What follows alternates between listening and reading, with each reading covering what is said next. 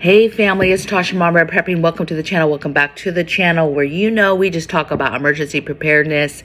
We talk about what me and my family do, and then hopefully that puts you on game and gives you some ideas of stuff to work on yourself. So get your drink, pull up, let's talk about it. Today I want to talk about something that I don't think a lot of people have on their minds right now lately, especially because of where we stand with our weather right now. So obviously weather patterns have been changing over the years, and so it becomes a point where you're literally having to change and navigate the way you dealt with things, the time frame in which you dealt with things, the time frames in which you would weatherize different things. Think about winter and preparing for winter, and the time frame for preparing for summer and when it's going to be hot.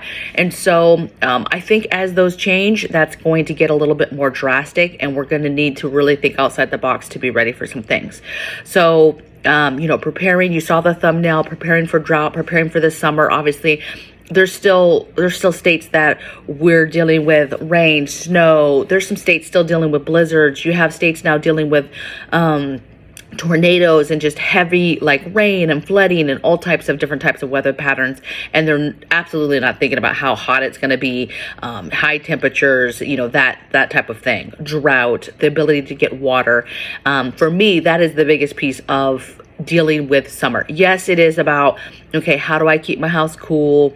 How do we stay safe medically as far as, heat exposure and stuff like that, and working outside and changing your schedule for working outside and in a hotter environment. Yes, that stuff is important. But for me, for somebody who prepares, one of my biggest things is water. As most of you know, if you've watched me for any amount of time, water, food, beds, and water is important. Water is important to stockpile regardless.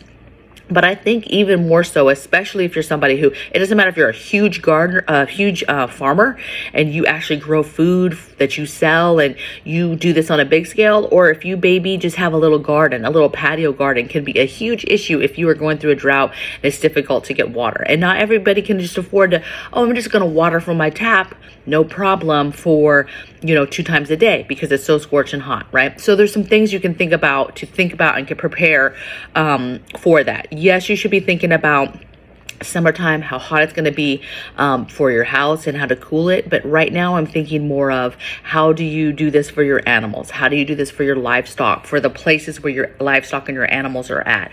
How do you do this for your garden, where you're growing stuff? How do you do this in the sense of, if we have some kind of catastrophic event and you don't have water, or you don't even have the ability to have tap water or city water as an option?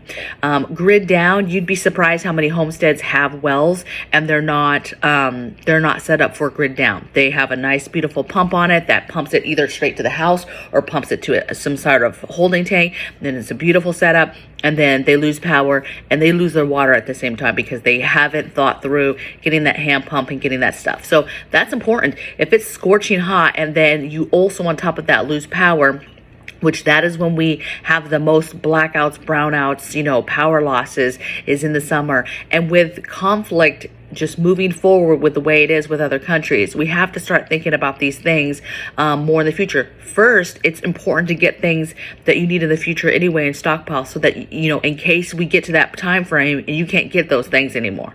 That's the first thing, right? But it's important because if we have conflicts and you can't get this stuff at all, it's going to be a problem. And you're like, dang, I wish I would have gotten X, Y, Z. Okay.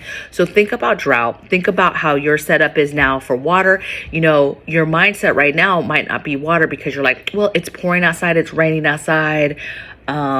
We got tons of rain. Normally in the summertime we have rain. I would be thinking you need to prepare in case things start to shift and that weather continues to shift and those time frames shift and you get hotter months and you have less rain. You need to be prepared for that. And so if you're not catching that rainwater now, if you're not thinking gravity fed, any way that you're catching water and taking advantage of water or storing water, you don't have to do rain catchment. You can just store water, fill up tanks, have those gravity fed things ready to go, have it set up. Start thinking about drought, and start thinking about water catastrophes. There's a lot of stuff that's happening with pollution right now, with all types of water and different waterways being polluted with different train derailments and different things like that, plant fires, stuff like that. So it's important that you should be thinking about water, taking water into your own hands, testing your own water, filtering your own water. There is not a family today that should be drinking straight from the tap and not filtering it. Right? Drink from the tap. That's fine, right? But you should be at a minimum filtering that water through a filter, right? Through a charcoal filter, and not using, we use the tap water all the time, but it goes through a charcoal filter every single day, large scale.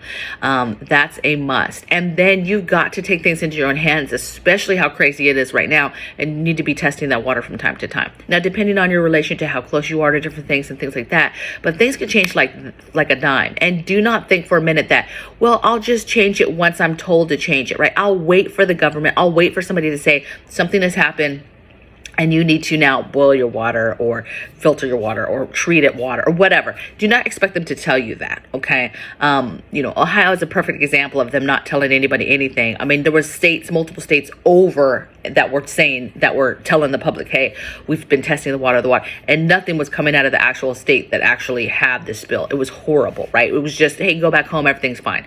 So you cannot be dependent of just waiting for the information. I'm just going to wait for the intel to come to me, because that might not ever happen. Okay. Think about things like shade cloths, and think about this in the sense of your animals in your garden. Yes, think about it for your patio and yourself, and putting over windows that help shade that sun beating into a specific window.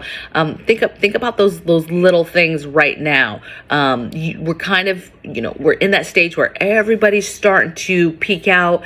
Spring's here. Everybody's itching to, grow stuff. Even people that don't grow food and stuff are itching to go out and get their trees and their beautiful flowers and start planting and doing their yards again. And so people are thinking that, and so they're going to get out, and that stuff goes quick. That summer stuff, that, bigger things, what we talk about, water catchment, a pool, getting a pool and you regulating the amount of, chemicals that are going in there so that you could use it as a pool and use it as emergency water, right? At a minimum, non-potable water, right? It's very, very important. That is a huge water source that, if you think about it, especially before you've ever put water in it and ever treated it, but you're thinking emergency water so that you're not over treating it, you could be good to go. Okay.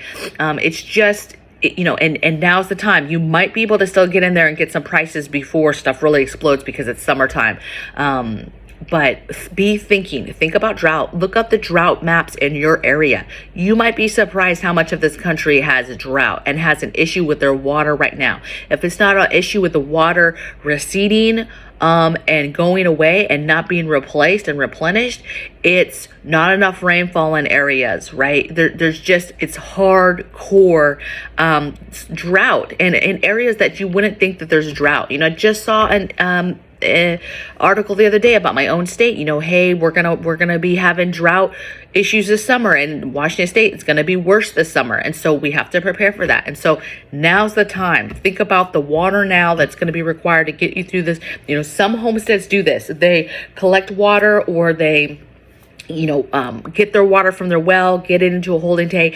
And that's something they do to prepare for summer, when they don't have a lot of rainfall, when they don't have that stuff, and they get it ready so that it's ready to go for their animals, for their livestock, for growing food, for different things, right? And so it's no different. It's the same. We're preparing. You might live in an urban environment, but you're still going to go through drought. And if you have a little garden, a little garden still can be very detrimental to the water source and where you're getting that and how you're getting that.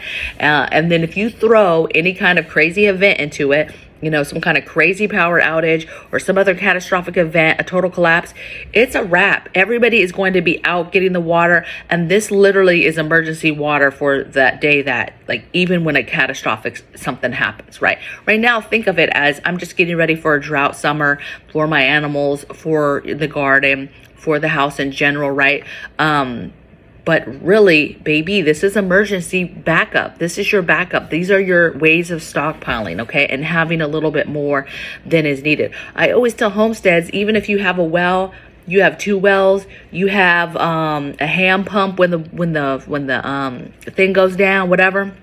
power go down, whatever, I'm still stockpiling water. I'm still stockpiling stored water, or I'm storing water myself and stockpiling it, because you never know when all of a sudden you are in the house, you are incapacitated for whatever reason, whatever's in the air quality, or nuclear fallout, whatever is happening, bombs are dropping, and you're incapacitated, you're in your home, you know, and you can't get to that well, or something with the well gets compromised and you're not able to go outside to fix it, right?